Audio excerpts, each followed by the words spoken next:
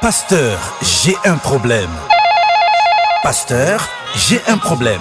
Un moment d'échange du chrétien avec l'homme de Dieu sur des questions liées à la foi chrétienne. Un instant de puissance avec le Seigneur. Pasteur, j'ai un problème. Une émission proposée par la mission Christ Espérance des Peuples. Diffusée tous les mercredis de 18h10 à 18h45 sur les antennes de la radio du Centenaire. Pasteur, j'ai un problème. Une rencontre avec le Saint-Esprit. Pour toutes vos questions, allez sur la page Facebook Mission CEP ou laissez votre message WhatsApp au 04 013 45 77.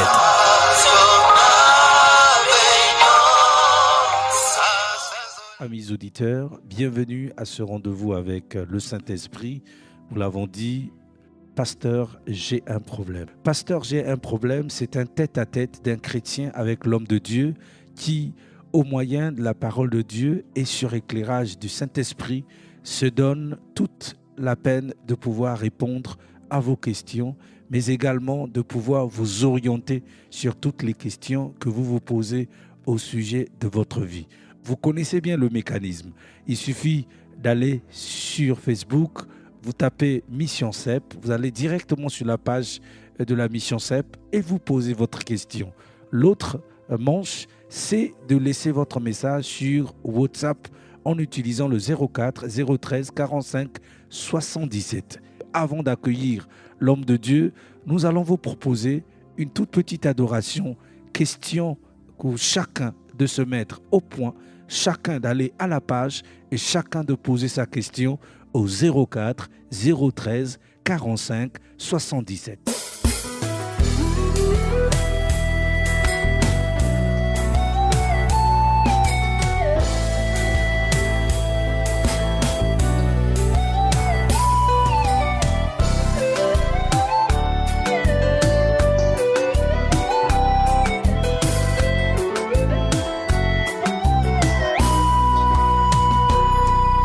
Tout sombre autour de moi, je te crie au secours. C'est comme s'il n'y avait personne pour me secourir. Oublié par la famille et par la société. Seigneur, Seigneur, Père, c'est mon histoire. Seigneur, Seigneur, Père, fais-moi grâce. Tout sombre autour de moi, je te crie au secours. C'est comme s'il n'y avait personne pour me secourir. Oublié par la famille et par la société. Seigneur, Seigneur, Père, c'est mon histoire. Seigneur, Seigneur, Père, fais-moi grâce. C'est mon histoire. C'est mon histoire, c'est mon histoire, c'est mon histoire, c'est mon histoire, c'est mon histoire. Fais-moi grâce, fais-moi grâce, Seigneur, fais-moi grâce, fais-moi grâce, Seigneur. Pasteur, j'ai un problème. Au micro, c'est votre frère, le frère Serge Kimpo. Et ce soir, nous sommes avec le pasteur visionnaire Eloge Bunda de la mission Christ Espérance des Peuples. Bonsoir, pasteur. Bonsoir, mon frère Serge. Comment allez-vous ce soir? Je me porte à merveille par la grâce de Dieu. Alors, pasteur, nous sommes donc à notre rendez-vous avec le Saint-Esprit où nous allons essayer d'apporter des réponses à des problématiques auxquelles sont confrontés les chrétiens dans leur vie courante. Et pendant que nous sommes en train de pouvoir nous préparer, je viens de voir entrer une question sur la page Facebook, mission CEP. Je vois une question de la sœur Sephora. Pose la question de savoir, pasteur, que faire lorsque je suis attaqué par des forces maléfiques? Merci pour la question. Lorsque la sœur Sephora ou n'importe quel chrétien est attaqué par des forces maléfiques, La première des choses, nous devons réagir par la prière. Nous devons réagir par la prière. Vous savez que les attaques démoniaques, ce sont des choses réelles. Le combat spirituel est vrai. Donc, il faut réagir par la prière. Dans le livre de Luc, chapitre 10, le verset 19, le Seigneur Jésus nous a dit que « Voici, je vous ai donné le pouvoir de marcher sur les serpents et les scorpions et sur toute la puissance de l'ennemi et rien ne pourra nous nuire. » Donc, en tant qu'enfants de Dieu, nous devons être conscients que nous avons un pouvoir que le Seigneur nous a donné.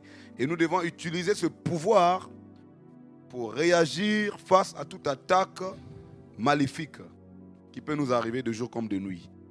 Or, malheureusement, beaucoup de chrétiens ne sont pas conscients qu'ils ont le pouvoir que Jésus leur a donné de répliquer, de réagir à l'ennemi lorsqu'ils sont attaqués. D'autres sont inconscients de ce pouvoir, d'autres ne savent pas utiliser ce pouvoir. Et j'aimerais dire à la sœur Sephora que, en tant que chrétien ou chrétienne, nous avons le plein pouvoir de marcher, de marcher sur les forces maléfiques, de chasser des mauvais esprits. Et ce pouvoir, c'est Jésus qui nous l'a donné. Donc, il n'y a pas à réagir dans la peur, dans l'inquiétude, mais nous devons réagir par la prière et prendre l'autorité, prendre le pouvoir que Jésus nous a donné et dire à l'esprit mauvais, dehors, au nom de Jésus. Alors, merci, pasteur. Donc là, j'entends, parce que j'entends souvent dans le corps de Christ qu'on dit qu'il y a plusieurs types de prières. Alors là, c'est quel type de prière, pasteur, que la sœur Sephora doit réagir? Quel est le type de prière qu'il faut utiliser lorsqu'on est attaqué par des forces maléfiques? Mais là, il faut faire des prières d'autorité et de foi, des prières d'autorité. C'est quand donc tu prends l'autorité devant un mauvais esprit. Là, tu n'as pas besoin de faire une prière d'adoration, une prière de supplication, mais tu fais une prière d'autorité. Donc tu prends autorité devant cet esprit et tu le chasses dans les lieux arides. Et tu peux même aussi lui envoyer le feu. Donc tu fais une prière d'autorité. Parce que le diable, le diable, il ne faut pas le sous-estimer. Hein. Dans le livre de Jean 10, le verset 10, il est dit que le diable, quand il vient pour détruire, il vient pour égorger, il vient pour carrément pour briser tout. Voilà pourquoi quand il vient t'attaquer, tu dois réagir par une prière d'autorité et tu le mets dehors, tu l'envoies dans les lieux arides. Et c'est comme ça, en tant qu'enfant de Dieu. D'accord, pasteur. Maintenant, je me permets de rebondir sur votre intervention, pasteur. Vous avez évoqué Jean 10, 10. Vous avez dit que le diable vient comme un voleur. Nous savons que le voleur, quand il vient, il ne prévient pas. Et donc, mais comment faire pour être toujours prêt à riposter? La Bible dit, soyez toujours remplis du Saint-Esprit. Un chrétien doit toujours être rempli du Saint-Esprit. Nous devons avoir une communion parfaite avec le Seigneur et avoir une vie de prière. La Bible dit que prier sans cesse. Donc on ne doit pas prier que les dimanches lorsque nous partons à l'église. Mais nous devons avoir une vie de prière. La prière doit être une vie pour nous. Donc à tout moment, nous devons beaucoup prier. Et du fait que tu as une vie de prière et tu médites aussi la parole de Dieu jour et nuit, selon ce qui est écrit dans le livre de Josué, chapitre 1, le verset 8, que ce livre de la loi ne s'éloigne point de ta bouche, médite le jour et nuit. Donc tu dois méditer la parole de Dieu jour et nuit, tu dois prier sans cesse, tu seras prêt à faire face à toute attaque maléfique et tu seras toujours victorieux. La victoire, Jésus a acquis sur la croix, c'est notre victoire. Nous combattons dans la victoire. Nous ne combattons pas le démon pour avoir une victoire. Ils ont été vaincus il y a plus de 2000 ans à la croix du Calvaire. Et quand ils viennent nous attaquer, par le pouvoir que Jésus nous a donné, nous déclarons la victoire que Jésus a acquise à la croix. Et cette victoire se manifeste dans nos vies et nous sommes toujours vainqueurs.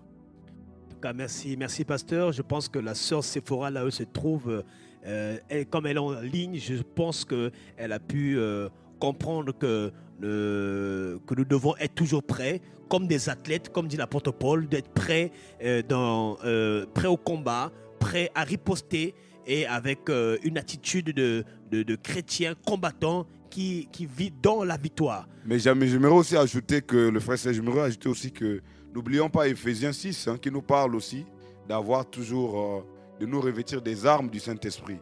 Toujours dans le sens de être prêt pour faire face aux attaques de l'ennemi. Il faut aussi être toujours armé. Voilà. Parce que nous sommes en combat. Nous sommes dans le combat. À tout moment, l'ennemi peut nous surprendre. Donc un chrétien doit toujours se revêtir des armes du Saint-Esprit afin de pouvoir... Parce que le combat est spirituel. Donc il faut avoir les armes du Saint-Esprit, les armes du Saint-Esprit pour faire face à tout ce qui est attaque démoniaque. Voilà. Pasteur, mais je voulais aussi rebondir un peu parce que j'entends souvent dans le corps de Christ, il y a des chrétiens qui, lorsqu'ils sont souvent confrontés à des attaques maléfiques, doivent prendre le sel. Ils prennent du sel, ils le versent sur les tôles. Est-ce que le sel est une arme contre les forces maléfiques? On n'a pas besoin d'utiliser les sels pour chasser des démons parce que Jésus lui-même, durant son vécu sur cette terre en chair, quand il était venu pour sauver l'humanité, il n'a jamais utilisé les sels pour chasser les démons. À Gadara, il a parlé et les démons ont obéi. Donc le sel, c'est fait pour utiliser dans la cuisine. Malheureusement, les chrétiens utilisent le sel pour détruire les tôles. Tu es locataire, mais tu es là à jeter l'eau salée sur les tôles pour chasser les démons. Bon, enfin, moi, je ne crois pas que les démons vont fuir le sel. Déjà, le sel, là, on prend ça dans la mer et les sirènes vivent dans la mer. Je crois que si le sel chassait des mauvais esprits, les sirènes devaient fuir la mer, là où on prend le sel.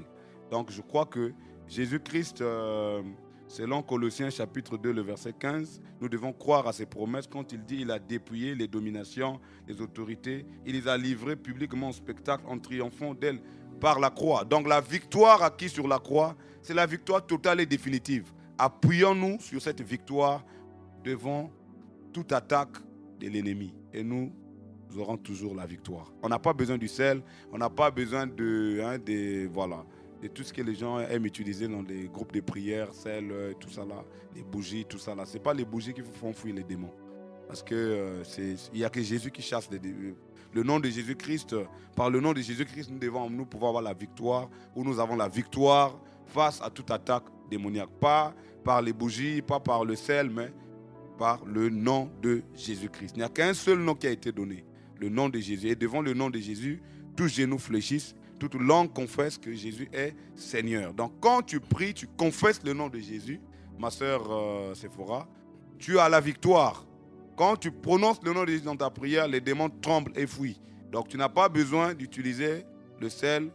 Utilise le sel dans la cuisine pour préparer pour ton mari, pour tes enfants. Ça ne sert pas de gaspiller le sel en jetant dans la cour, sur les tôles et devant le portail. Ça ne sert à rien. Et ça ne sert pas aussi de gaspiller les bougies pour chasser les démons. Utilise les bougies quand il y a des délestages à la maison et voilà. Voilà. Les démons, pour les chasser, c'est le nom de Jésus, c'est la prière. Tu te sers des armes de Dieu, selon Éphésiens 6, et tu t'appuies sur la victoire acquise il y a plus de 2000 ans que Christ nous a donnée par le moyen de la foi. Merci, pasteur. Je pense que la sœur Sephora a eu gain de cause à travers cette question pertinente qui s'est articulée autour de comment faire lorsqu'on a des attaques maléfiques. Je fais appel à toi seul. Est-ce que tu entends mes cris? Est-ce que tu entends mes pleurs?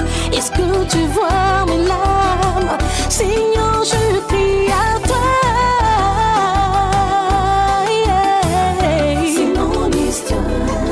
C'est mon histoire. C'est mon histoire. C'est mon histoire. Fais-moi grâce. Fais-moi grâce. Seigneur, fais-moi grâce. Fais-moi grâce. Je fais appel à toi. Seigneur, fais-moi grâce. Je fais appel à toi. Seigneur, fais-moi grâce. Tu as dit que je ne coulerai pas. Fais-moi grâce. Tu as dit que le vent ne me portera pas. Fais-moi grâce. Tu as dit que les flammes ne me raseront point. Fais-moi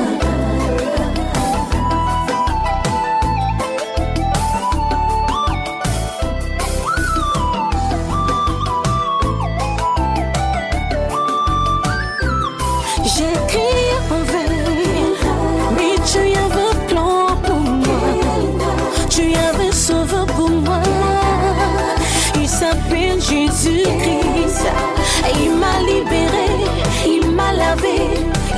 sanctifié, il m'a justifié.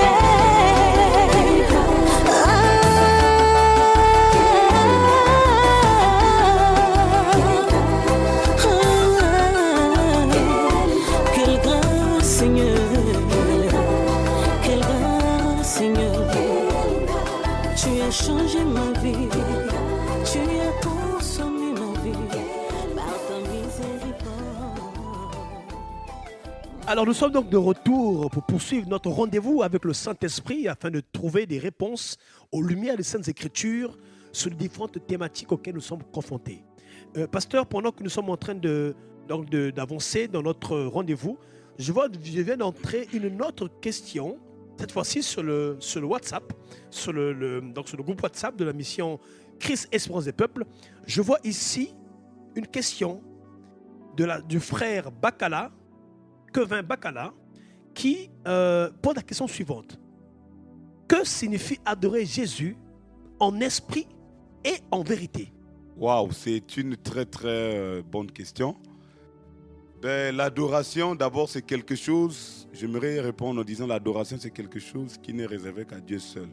On ne doit adorer que Dieu. On n'adore pas le pasteur, on n'adore pas la prophétesse, on n'adore pas qui que ce soit, mais on doit adorer que Dieu. Sauf que de nos jours, il y a des chrétiens qui adorent maintenant leur pasteur, leur leader chrétien. On doit adorer que Dieu. Maintenant, dans le livre de Jean, chapitre 4, le verset 23 à 24, le Seigneur a parlé des vrais adorateurs. Les vrais adorateurs, ce sont ceux qui adorent Dieu en esprit et en vérité. Adorer Dieu en esprit et en vérité, c'est adorer Dieu de tout ton cœur, de façon très sincère. Or, souvent, nous sommes des hypocrites. Les gens se disent que adorer Dieu en esprit et en vérité, c'est porter une tenue blanc-blanc, c'est porter une tenue, je ne sais pas, une robe rouge ou rose, les tenues religieuses là, et quand tu chantes là, tu es en train d'adorer Dieu en esprit et en vérité. Adorer Dieu en esprit et en vérité, c'est adorer Dieu de tout ton cœur, de toute ton âme, de tout ton esprit, de toute ta pensée. C'est-à-dire quand tu fais un culte à Dieu, vraiment tu lui fais un culte. Voilà, tu n'es pas dans la distraction, tu n'es pas...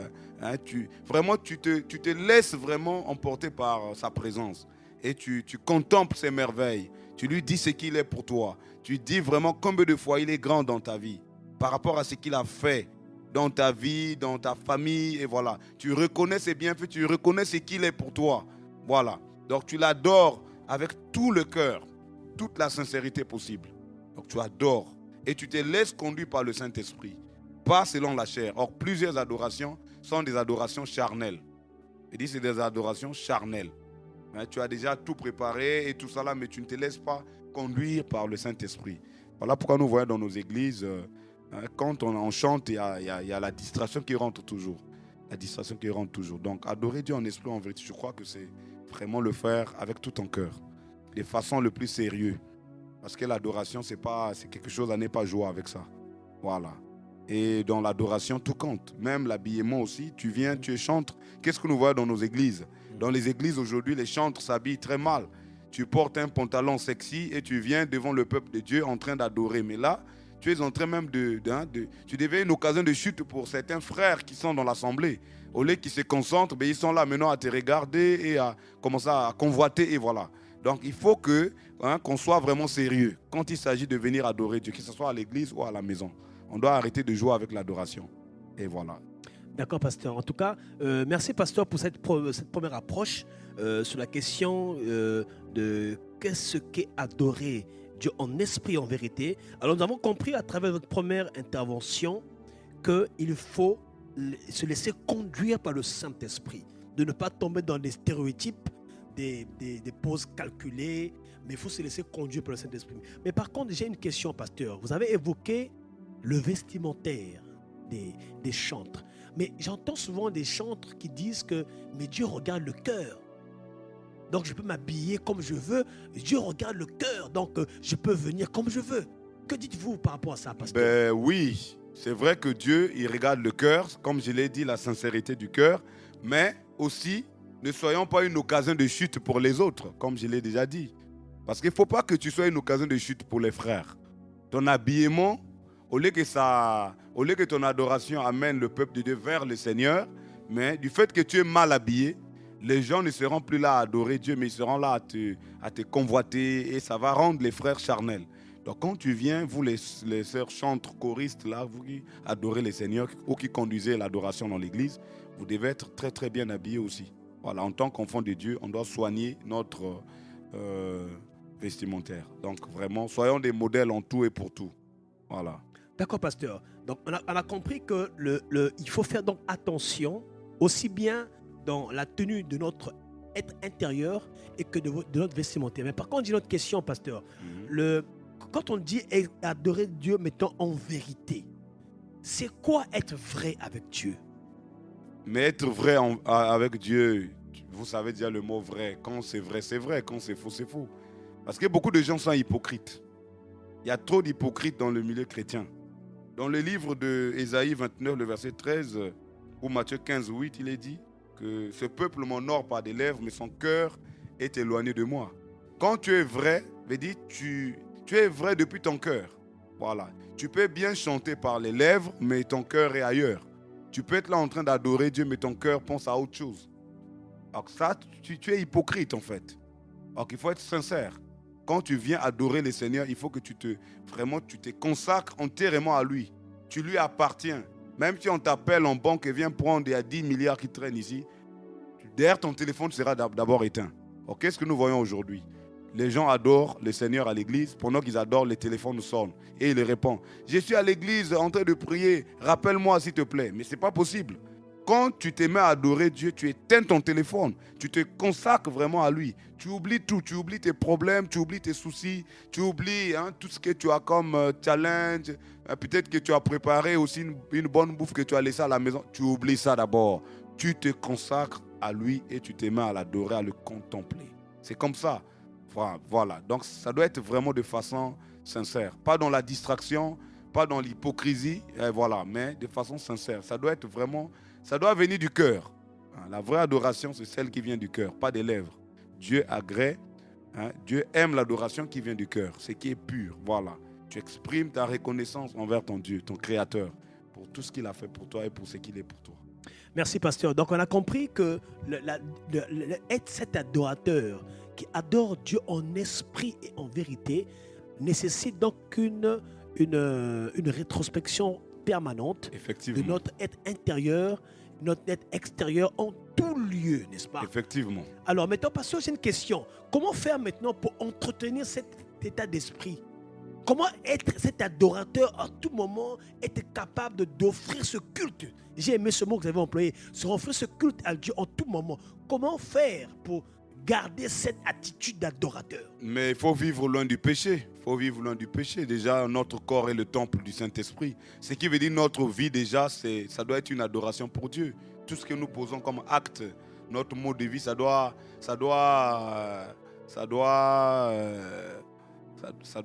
toucher Dieu. Voilà. Il faut vivre loin du péché. Moi, j'aime David. David, c'est un grand adorateur. Il a même écrit les psaumes que nous lisons beaucoup, là, les hymnes de David, les psaumes. Voilà. Et parmi ces psaumes, il a même dit « Mon âme bénit le Seigneur ». Donc, il arrive même à parler de la chose la plus importante qu'il avait, l'âme. L'âme, c'est la vie. Donc, son âme bénit le Seigneur. David était roi. Il avait tous les biens. Il avait tout ce que nous cherchons sur cette terre-là. Il avait la richesse. Il dirigeait la nation. Mais il dit « Seigneur, 1 heure dans tes parvis vaut mieux que 1000 ailleurs ». Donc, il est prêt à passer 1 heure dans la présence de Dieu. Il dit que c'est vaut mieux que 1000 heures dans le palais royal. Vous voyez à quelle place David plaçait son Dieu. Il mettait Dieu au-dessus de tout, au-dessus de son royaume, au-dessus de sa richesse, au-dessus de tout ce qui était ses priorités. Alors, qu'est-ce que nous voyons aujourd'hui? Là, il y a des gens qui mettent leur richesse à la place de Dieu. Ils voient que son argent est plus que Dieu. Ils voient que ses entreprises sont plus que Dieu. Non.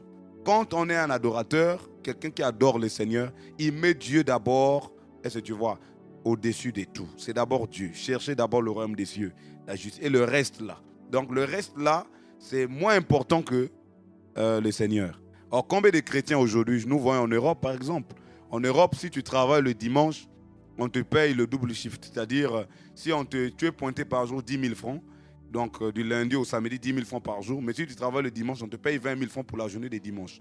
Et beaucoup de chrétiens en Europe ne vont plus à l'église. Ils préfèrent aller travailler pour gagner le double revenu.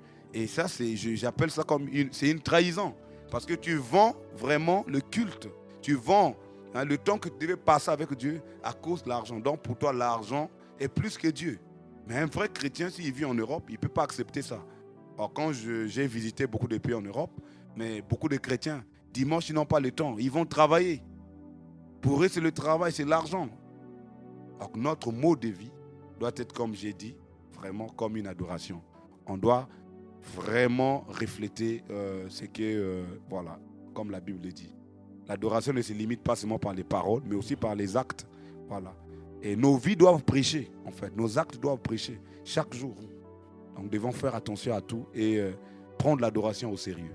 Ne prenons pas ça à la légère. Et prenons ça au sérieux. Et qu'il ait des instruments ou pas, on doit adorer le Seigneur. Parce que même dans les églises, qu'est-ce que nous constatons? Vous êtes en train d'adorer, dès qu'on coupe le courant, il n'y a plus de piano, il n'y a plus de guitare. Les adorateurs ou les adoratrices ne veulent plus chanter. Donc l'adoration est maintenant conditionnée par le modernisme. C'est vrai que les instruments sont nécessaires. On doit adorer Dieu avec les instruments, comme il a dit. Mais s'il n'y en a pas, on doit continuer à adorer Dieu. Hein? Parce que Dieu voit le cœur. Voilà. Dieu, c'est le cœur, c'est qui sort du cœur. Voilà. On doit lui exprimer, voilà, cette... voilà. Merci, pasteur. Je pense que le frère Kevin Bakala, il a eu certainement gain de cause à cette question épineuse et pertinente. Et j'aimerais ajouter, sans te couper, Papa Serge, c'est que David, c'est un modèle pour l'adoration. Quand il adorait Dieu, quand il chantait pour la gloire de Dieu, le démon qui possédait le roi Saül à l'époque le quittait. Donc l'adoration peut aussi produire des miracles. Ça peut impacter, ça peut changer des vies. Moi, j'ai vu l'adoration faire pleurer des gens. Quand c'est fait de façon sincère, quand ça vient du cœur, ça peut guérir des malades. Ça peut faire marcher des boiteux. Il n'y a pas que la prière qui fait des miracles. Il n'y a pas que la prière qui est capable de briser des chaînes. Mais l'adoration, quand ça s'est fait vraiment de façon en esprit, en vérité, ça brise des chaînes, ça délivre des familles, ça brise des liens maléfiques, ça console les personnes qui sont abattues. Voilà, ça crée une atmosphère de gloire dans les cœurs des gens. Ça pousse les gens à s'accrocher au Seigneur. Et ça touche les cœurs incrédules aussi. Voilà, donc l'adoration peut faire des impacts. Et nous aimons toujours citer les exemples tels que David, comme je l'ai dit. Et Paul et Silas, quand ils ont chanté, la prison n'a pas pu les retenir. La porte s'est ouverte, les chaînes ont été brisées par la puissance de l'adoration. Donc il y a des situations qui ne trouvent des solutions que par l'adoration. Si Israël n'avait pas chanté, les murailles de Jéricho n'allaient pas tomber. Donc il y a des situations qui perdurent dans nos vies parce que nous adorons mal le Seigneur ou nous l'adorons de façon charnelle. J'aimerais qu'en cette période de fin d'année, à partir de cette fin d'année, que chacun de nous commence à adorer Dieu en esprit et en vérité. Il verra que les choses vont changer. L'impossible deviendra possible. Les situations chaotiques vont devenir des situations chaotiques seront transformées en témoignages. Voilà. Le problème qui te fait pleurer aujourd'hui, si tu adores le Seigneur en esprit et en vérité, ça sera un témoignage demain. Donc adorons le Seigneur en esprit et en vérité. La sincérité et le cœur, voilà. Le maître mot, soyons sincères, soyons vrais, parce que Dieu cherche des vrais adorateurs. Mon bien-aimé, toi qui m'écoutes ce soir, tu as écouté ce que le Saint-Esprit a eu à exprimer à travers l'homme de Dieu. Donc soyons sincères, soyons vrais dans notre adoration, parce que c'est ce que Dieu recherche. Merci pasteur pour cette question. Merci. Nous sommes donc au terme de notre émission. Pasteur, est-ce que vous avez un dernier mot? Merci beaucoup. En tout cas, j'aimerais dire aux chrétiens que nous sommes le sel de la terre et la lumière du monde. Jouons notre rôle, éclairons le monde et salons la terre. Parce qu'au dernier jour, chacun de nous rendra compte de ce qu'il a fait et voilà, auprès du Seigneur. Donc, restons fidèles à Dieu et servons-le avec tout notre cœur. Et voilà, le Seigneur viendra nous prendre et nous serons avec lui. Soyons fidèles à lui. Voilà. Merci, pasteur.